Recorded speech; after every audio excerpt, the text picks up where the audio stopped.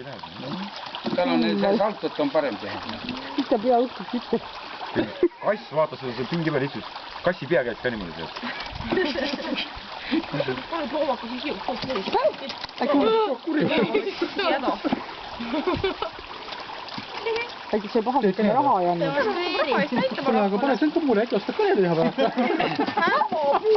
Ei, siin oli Mauri, noh see soomlane, kes siin orava puu otsa siia ja alla kirjutame sildi, et orava toiduraha.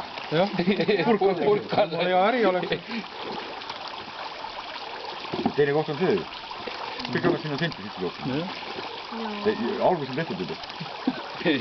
No ikka mingi paberraha kostab ka olema. Jaa, see oli see valimiskast seal muuseumis. Sinna võib paberraha panda. Ilusad pole midagi enam. Töö kõik on seal. Põhjärgud on läinud, see enne meil veel rohkem oleks. Kes ära võttis? Kiisi muuseum. Kus on kui tore? Mõtled oleks puu otsas nii igav olnud. Siis saab niimoodi mööda võrku hüpata.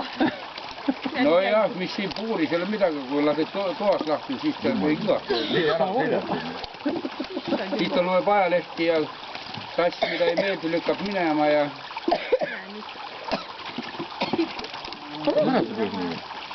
Täiesti hullust on. Ma ei tea, kas rõõmus olla või kurb.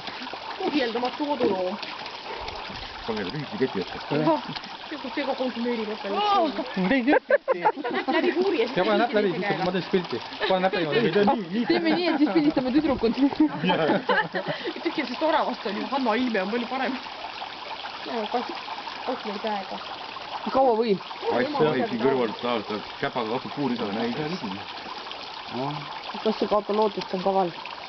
Orav on suitsetama ka õpetatud või? No iga hommiku käime ikka suitsetamas. Võla peale. Randa peal teeme suitsu rohkem. Hommikuse konjaki joomise. Seda me ei ole lõpetanud. Aga uks on see...